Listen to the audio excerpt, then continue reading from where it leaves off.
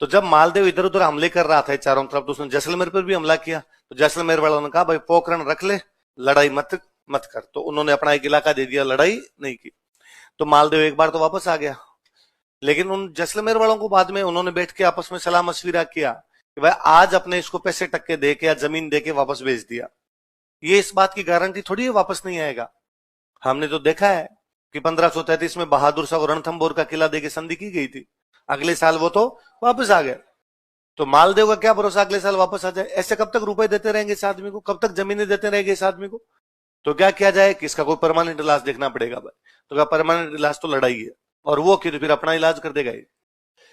तो क्या किया जाए? तो लूणकरण की राजकुमारी है, राजकुमारी का नाम है उमा दे। क्या नाम है?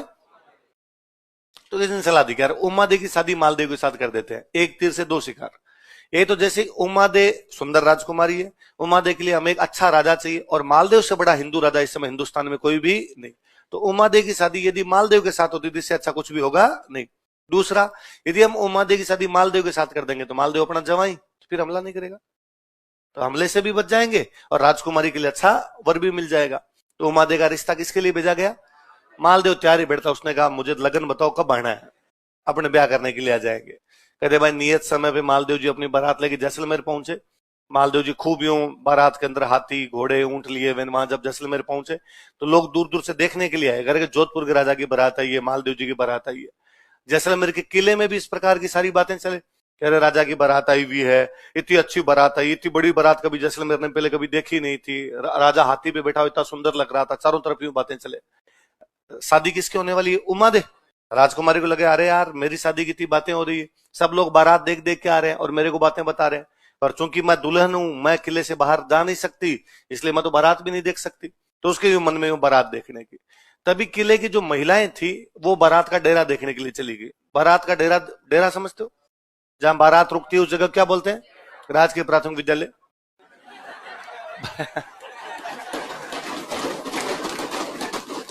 वही रुकती है ना।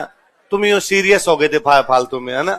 इंग्लिश मीडियम वालों को तो वो डेरा कुछ ही नहीं होता। हमारे गांव में स्कूल होती है ना, वहां हम बारात को रोक लेते हैं, टावरों कर देते हैं छुट्टी, और वहां बारात रुक जाती है, उसको हम क्या बोलते हैं? डेरा। डेरा मतलब घर है जी। तो पहले बारात का डेरा देखने के लिए महिलाएं जाया करती थी। महिलाएं जब डेरा देखने जाती तब एक लोकगीत गाया जाता अपने जल्ला। तो उधर भाई महिलाएं सारी बारात का डेरा देखने गई, उमा दे अब थोड़ी अकेली बैठी। तो उमा दे को लगा कि अरे यार देखो मैं बाहर तो नहीं जा सकती, पर किले के ऊपर चढ़ के देख ही सकती हूँ, और किला सबसे ऊंचा होता है, किले के ऊपर चढ़ोगे नीचे का सब कुछ दिखाई देगा। तो उमा दे अपनी बारात को देखने के लिए किले के ऊपर जा रही है। जब वो किले की सीढ़ियां चढ़ रही थी ऊपर जाने के लिए, तो एक कमरे में उसे लड़ाई की आवाजें आई। उसने कान लगाया तो उसके मम्मी पापा ही लड़ रहे थे, और लूणकरण अपनी रानी को कह रहा था कि आज मालदेव जैसे ही फेरों के अंदर आएगा मैं मालदेव को पकड़ के मार दूंगा। और रानी कह रही थी क्या बात करते हो, अपना जवाई काय का जवाई है, थोड़े दिन पहले आक्रमण करने के लिए आया था और डर के मारे बेटी देनी पड़ रही है, वरना इसका तो मैं मुंह नहीं देखूं। अब युद्ध में तो इसको मार नहीं सकते, आज फेरों में अकेला आएगा वहां पे मार देंगे। अरे अपनी बेटी विधवा हो जाएगी, उसने कहा सती कर देंगे, फिर इसको मारूंगा मैं आज, और यदि तू बोली ना किसी को बताया तो पहले तेरे को मारूंगा मैं। अब बेचारी बात जोड़ी करेगी, मत कर ऐसे, उसने कहा चुप बस। उमा दे ने जब ये बात सुनी तो अब बेचारी उसके समझ में नहीं आए कि एक तरफ उसके पिताजी हैं जो मालदेव को मारना चाहते हैं, एक तरफ मालदेव है जो उसको होने वाला पति है। तो उसको लगा अपने किसका साथ दें, पर उसे लगा कि हिंदू धर्म में सगाई अपने आप में आधा विवाह होता है, मेरी सगाई तो हो ही रखी है, ब्याह करने के लिए आया हुआ है, और मुझे किसका साथ देना चाहिए? मालदेव। और उसने मालदेव के पास समाचार भिजवाया कि मालदेव जी आज जब फेरों में आओ तो थोड़े सावधान रहना, आपके साथ विश्वासघात किया जा सकता है। मालदेव जी ने जैसे ही पर्ची पढ़ी, मालदेव जी ने कहा थैंक यू, पहली बात तो मैं इनसे वैसे नहीं मरता, तूने बता दिया, थोड़ा और ध्यान रख ले। वो डाकी टाइप का आदमी था, ऐसे काहे मरे हो? तो उसने कहा बाकी मैं मेरे हिसाब से देख लूंगा। तो जोधपुर से जो बारात गई हुई थी उसमें दो एक बॉडी बिल्डर टाइप के बंदे थे, उनको मालदेव ने कहा तुम दोनों का एक ही काम है, लूणकरण को फेरों में आने नहीं देना है, लूणकरण बाहर ही रहना चाहिए। उनका साहब चिंता ही मत करो। मालदेव जी फेरों के लिए अंदर गए। लूणकरण जब अंदर जाने लगा तो उन दोनों कहा अरे कहां जा रहे हो, इतनी दूर से बारात आई है, कोई बैठो दो घड़ी, कोई बातचीत करो, दो पैक लो, पैक बनाओ भाई, एक पैक बनाओ, लूणकरण जी के लिए पैक बनाओ। लूणकरण ने कहा नहीं नहीं मुझे कन्यादान करना होगा। चौप, कन्यादान कोई कर देता है, कन्यादान तुम्हारा बेटा कर देगा, कन्यादान तुम्हारा भाई कर देगा, कन्यादान तुम्हारे परिवार का और कोई सदस्य होगा वो कर देगा, तेरी क्या आवश्यकता कन्यादान करने की? और ये मैंने भी केवल फिल्मों में देखा, कन्यादान पापा करते हैं, बाकी गांव में कन्यादान कोई कर देता है है ना, भाई काका चाचा पंडित जी को जो दिखते हैं ना, पंडित जी उससे कन्यादान करवा लेते हैं। ये फिल्मों में दिखाते हैं, कन्या के पिताजी को बुलाइए, है ना। अब कन्या के पिताजी को उसी टाइम गायब होना होता है, भगवान जाने कहां चले जाते हैं, फिर इधर उधर से उनको ढूंढ के लाना पड़ता है। बाकी मैंने फिल्मों में और शहरों में दो बातें देखी, एक तो कन्यादान पिताजी से करवाओ, एक मैंने फिल्मों में और शहरों में देखा कि लड़की की शादी में लड़की के भाई भी नए कपड़े पहनते हैं।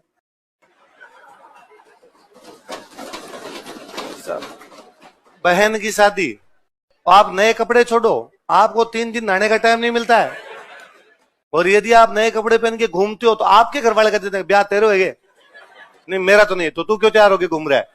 और मान लो यदि पहन भी लिया आपने तो भी खराब होने हैं, क्योंकि वो काम वैसे कराएंगे कि भट्टी खोद, और आप भट्टी खोद रहे हैं, वो कहेंगे टेंट के वो रोप भाई, तो आप टेंट रोप रहे हैं।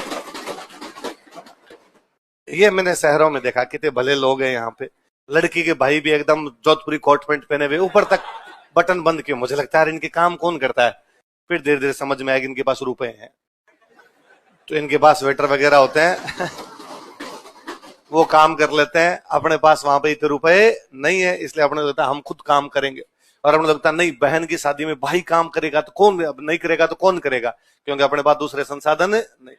फिर मुझे लगता है अब तो फिर भी थोड़ा बहुत ठीक हो गया, कम से कम हलवाई तो बुला रहे हैं, वरना पहले मेरे याद है गांव में हलवाई आते, हलवाई जी का काम इतना होता था कि बूंदी निकाल दो, शादी के नाम पे लड्डू बूंदी हुआ करती, तो आप तो बूंदी बूंदी निकाल दो, तो बूंदी बूंदी निकाल देते, बाद में टापरों को बिठा दे लड्डू बनाओ, और वैसा सारे दिन बेटे बेटे लड्डू बनाते। ये ना बाई सेब और ट्राई सेब दोनों मछलियां बनी हुई रहती थी, और यो शाम को तो हाथ करड़े हो जाते थे, ऐसे नहीं ऐसे ऐसे करने पड़े आग, पर फिर भी उनमें मजा आता था कि कोई नहीं हो, बनाते बनाते बीच में बूंदी कहां देखी हुई थी भाई साहब, बूंदी मिल जाती गांव के अंदर, इससे बड़ी मिठाई क्या हुआ करती थी, तो टाबर उसमें राजी थे यार ठीक है। कुल मिला के लूणकरण जी को फेरों के अंदर अंदर जाने नहीं दिया, लूणकरण जी को बाहर ही बिठा लिया। आप फेरे आराम से संपन्न हुए। दूसरे दिन उमा देवी की विदाई होने लगी। पहले जब राजकुमारियों की शादी होती, जब उनकी विदाई होती, तो उनके साथ काम करने के लिए महिलाएं दी जाती, दासियां दी जाती। उन दासियों में एक दासी दी गई भारमली। कौन दी गई? भारमली के लिए कहा जाता है कि भारमली जब पैदा हुई थी, होते उसके मम्मी पापा ने फेंक दिया था उसको, किसकी बच्ची थी उसके बारे में कोई जानकारी नहीं थी। अभी भी अपने अखबारों में पढ़ते हैं नवजात कन्या को हॉस्पिटल में छोड़कर भागे माता पिता, अभी भी अपने पढ़ते हैं नवजात कन्या को झाड़ियों में छोड़कर चले गए घर वाले, किसकी है पता नहीं। आज मान लो ऐसा हो गया, आप सुबह सुबह कोचिंग से आ रहे हो, आपको अचानक लगेगा अरे यार कोई बच्ची को इसे छोड़ के चला गया, आपने क्या करेंगे? हॉस्पिटल फोन करेंगे, पुलिस को फोन करेंगे, बचाएंगे उस बच्ची को। उस समय हॉस्पिटल पुलिस राजा ही हुआ करता था। तो जब भारमली को उसके माता पिता छोड़ के गए, किसी ने जिसने देखा उसने लाके राजा को दे दी कि साहब ये बच्ची वहां पड़ी थी आपके राज में, को छोड़ के चला गया। राजा ने उसको पाल पोस के बड़ा किया था। उमा देवी के साथ में बड़ी हुई थी, तो उमा देवी की बहुत अच्छी सहेली थी। तो उमा देवी ने कहा कि भाई मेरे साथ में जो लड़कियां भेजी जाए, जो दासियां भेजी जाए, उसमें एक साथ में किसको भेजो? भारमली, ताकि मेरा मन भी लग जाएगा। शाम को मालदेव जी अपने महल के अंदर आ गए। उमादेव तब तक अपना श्रृंगार वगैरह कर रहे थे, तो मालदेव जी ने समाचार भिजवाया कि भाई मालदेव जी आ गए हैं वहां पर। तो उमादेव को लगा मुझे श्रृंगार करने में समय लगेगा, तो भारमली पास में बैठती, उन्होंने भारमली कहा भारमली जाओ और भारमली जाके कहो कि मुझे अभी आने में समय लगेगा। भारमली सुंदर थी, मालदेव जी नशे में थे।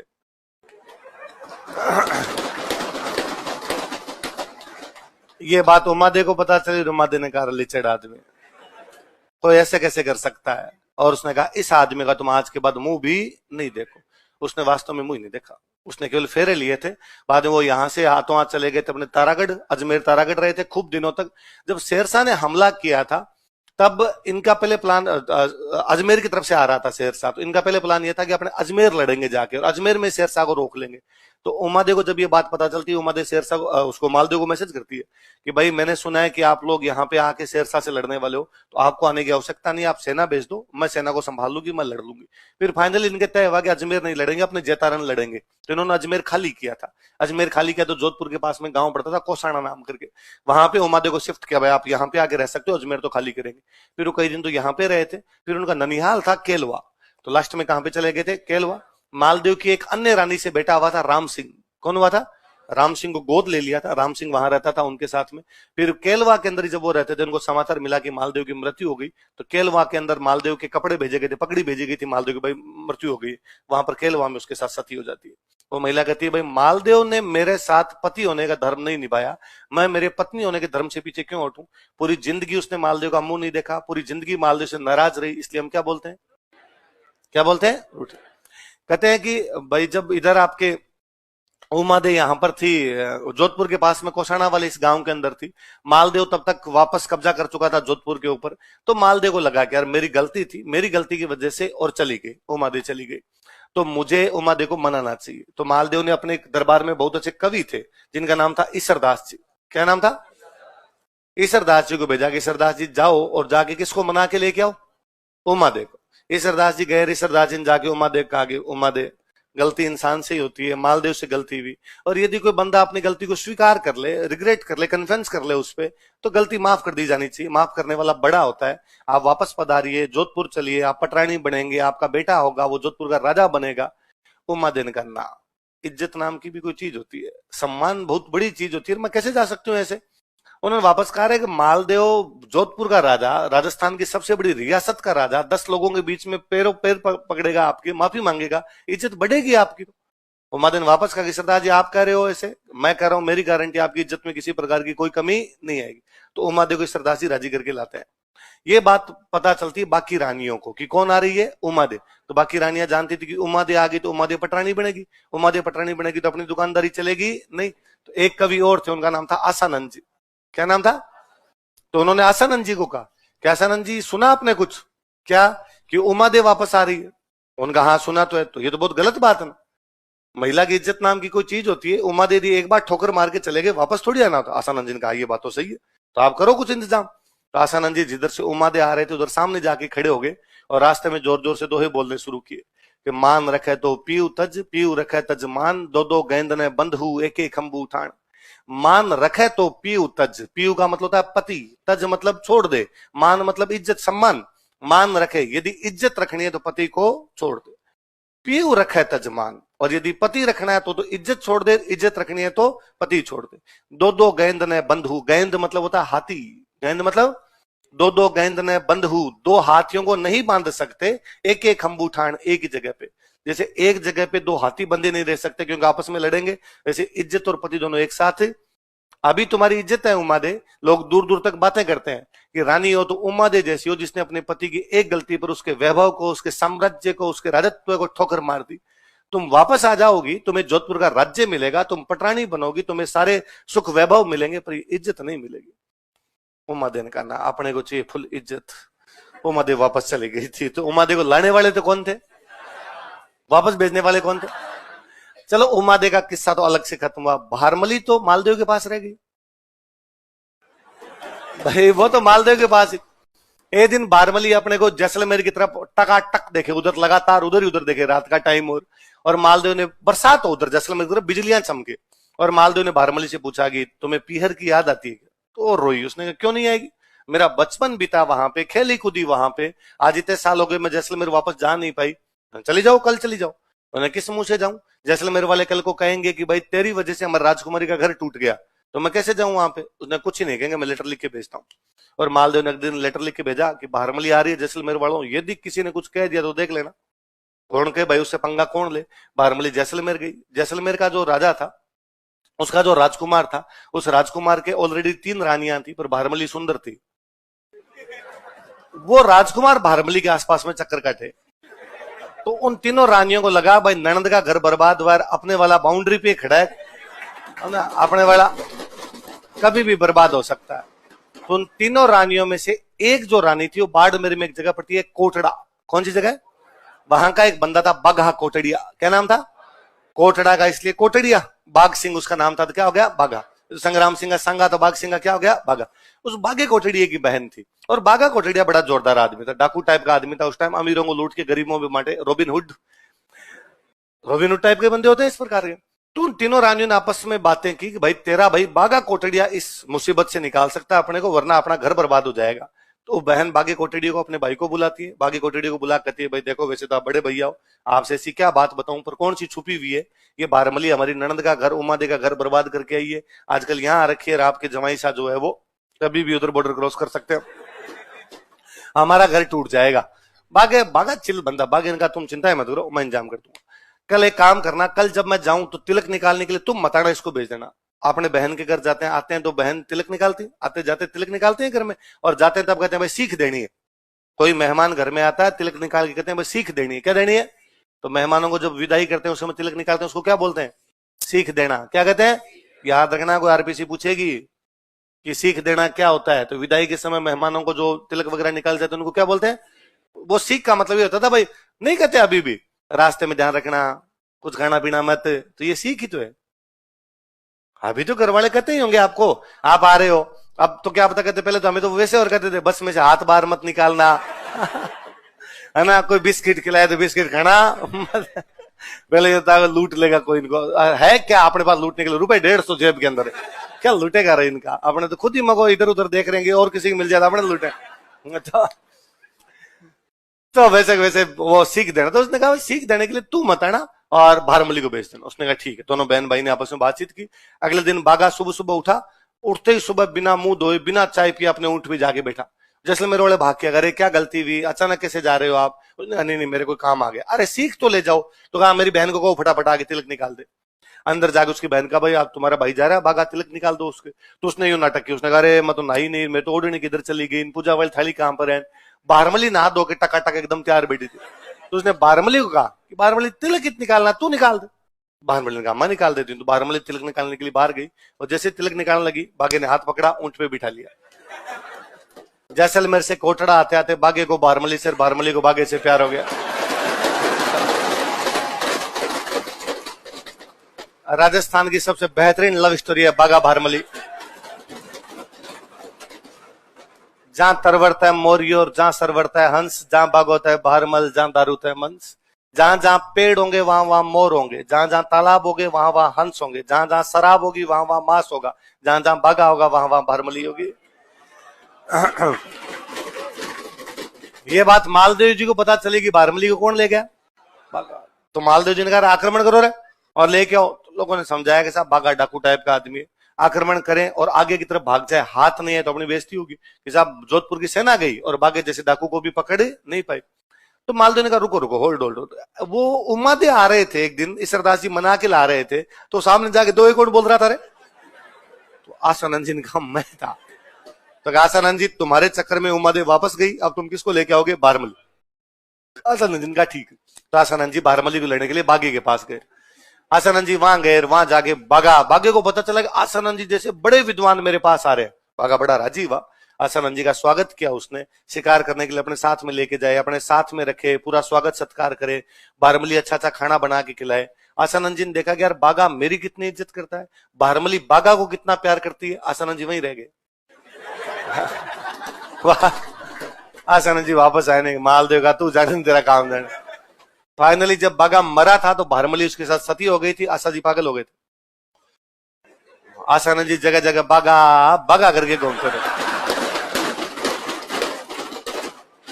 उधर पाकिस्तान में रियासत पड़ती है अमरकोट, अभी हम अमरकोट जिसका जिक्र कर रहे, अमरकोट राणा जी को पता चला इस बात का कि आसानंद जी जैसे महान विद्वान पागल है इस समय, कपड़े उपड़े फट गए, बिना कपड़ों के घूमते रहते हैं। तो उन्होंने बुलाया आसानंद जी को, आसानंद जी को बुलाकर आसानंद जी मेरे पास रहो, कोई बात नहीं, बागा मर गया, मालदेव के पास जा नहीं सकते, आप यहाँ रहो, और पूरा बेचारा ध्यान रखे, पूरा स्वागत सत्कार करे, पूरी इज्जत दे, बात बात में एकदम हुंकारे भरे उनके। पर आसानंद जी थोड़ी देर में यूं बातें कर गए। एक बार मैं बागा वहां गए थे, बागे ने ये किया, बागे ने वो किया, तो उसका ईगो हर्ट हुआ राजा का, और उसने कहा यार बागा था तो डाकू, मैं यार राणा हूं, दो चार मेरी तारीफ भी कर दिया करो। तो आसानंद जी ने कहा तुम बागे की जुत्ती के बराबर नहीं। तो उस राणा ने कहा कि इसका मतलब आप बागे का नाम लेना कभी बंद नहीं करोगे कि नहीं? तो उसने कहा ठीक। उसने आसानंद जी के पोते को बुलाया, पोते को बुलाकर तेरा यदि दादा एक पूरी रात बागे का नाम नहीं ले तो हर 1 घंटे पे 1 लाख सोने के सिक्के दूंगा। और पोते ने अंदाजा लगाया कि 7-8 घंटे की रात होती है, 7-8 लाख सोने के सिक्के मिलेंगे, 7-8 पीढ़ियां तिर जाएगी। और उसने आसानंद जी को जाकर कहा कि दादाजी प्लीज फॉर नेक्स्ट 7 जनरेशंस एक रात यदि नाम नहीं लोगे तो आपकी कोई असर पड़ेगा? आसानंद जी ने कहा देख बेटा वैसे नहीं रहा जाता, पर तू जब इतना कर ही रहा है तो आई विल ट्राई। श्याम को भाई कहा गया आपका समय शुरू होता है। अब आसानंद जी को पता था बागे का नाम निकल जाएगा, तो आसानंद जी राम राम राम राम करना शुरू कर दिया। राम जी का नाम लेंगे तो एक बार बागे का नाम नहीं, पर डोकरे से 10-15 मिनट राम जी लिए गए। 10-15 मिनट बाद तो जोर जोर से कहा बागा आओ बड़े घर कोटड़ा तू धनी जासी फूल जड़े पर बास न जासी बाग जी। हे बागा फूल जड़ जाता है लेकिन उसकी सुगंध नहीं जाती है, तू मर गया लेकिन तेरी याद मेरे दिल से थोड़ ठोड़ पग दौड़ करचा पेट रहे कारण रात दिवस राठौड़ बिसरिया नहीं बाग जी। पेट के लिए आदमी, कमाई के लिए आदमी कहीं भी मजदूरी कर लेगा, पैसों के लिए बागे जैसे दोस्त को कैसे भूला जा सकता है। फिर कहा ठीक है आप जानो ना आपका काम जान। तो आसानंद जी बाद में किस पर दोहे लिखेंगे, बागा भारमली।